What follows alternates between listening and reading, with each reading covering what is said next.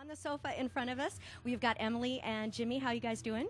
Fantastic. We're great. Welcome to Dallas. Now, have you guys performed here before? We have, We yeah. performed like in the city of Dallas, yeah. How long ago was this? I think it was only like A couple maybe months ago, right? Yeah. Wasn't that with the Megadeth Yeah, we night? played at the Palladium. Yeah, that was amazing. It was like such an energy force field we had going of like knowing Megadeth was in the same place, and we were like bringing our version of positivity to that context. It was really fun. Well, now you guys go on stage today at 4:50, and I know you have a meet and greet to get to. But Emily, we had a wonderful conversation a couple months ago when we first announced EdgeFest, and we talked a little bit about the book of your father's work, Secret Carnival Workers. Could you talk a little bit about that and how that influenced Fantasies, this new record from Metric? Yeah, well, my dad was a writer who was really not known in his lifetime. He passed away a few years ago.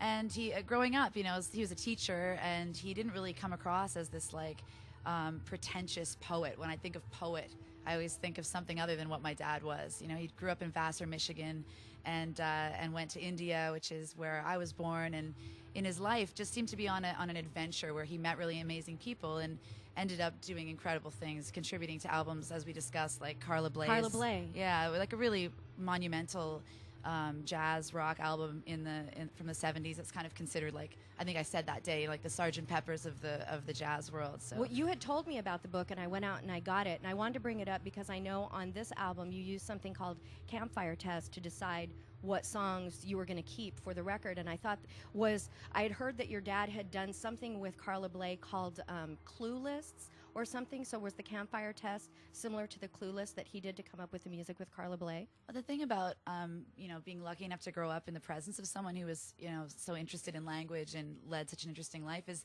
he didn't really let me look up to him in that way. Like, he would kind of always send me on my own path. So I've never actually really seen, I feel his influence, but I've never, you know, really seen a blatant connection. When I put up my solo record, I did it as an homage to Escalade Over the Hill, so it's this beautiful gold cover. But, you know, he's kind of, and all the guys in the band, you know, knew my dad, so he's definitely a ghost in our machine.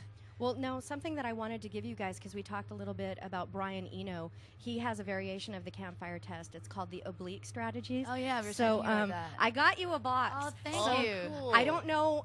You'll have to Amazing. experience them for yourself. And the guys from Phoenix said that they used it, but they created their own cards. So, you know, use them to your inspiration. And at some point, I hope to hear about the next Metric record. Oh, that's so to cool. find That's out about actually that. really funny because I'm playing this thing in Australia, this festival in Australia that Brian Eno curated last year, and this year is being curated by Lou Reed. Awesome. And so I'm going to be going there in a couple weeks and doing this sort of collaborative musical thing with Lou and Lori. So maybe these will come in handy for that setting. We've actually been adapting a few of these kind of theories going into the making of the next record, of just Awesome. using instruments that you've never even seen before, and putting yourself in musical situations that you're completely unfamiliar with, and not trying to follow any of the patterns that you're aware of. And so it's pretty cool. I'm excited. Thank you. So this will That's come in great. handy. Thank you so much for stopping by. I know you got to go and meet some of your fans, and you guys go on stage today at 4:50. Hopefully, we'll see you back in Dallas here within the next couple of months. Hope Right on. so. Thanks for having us. Thank you Metric. very much.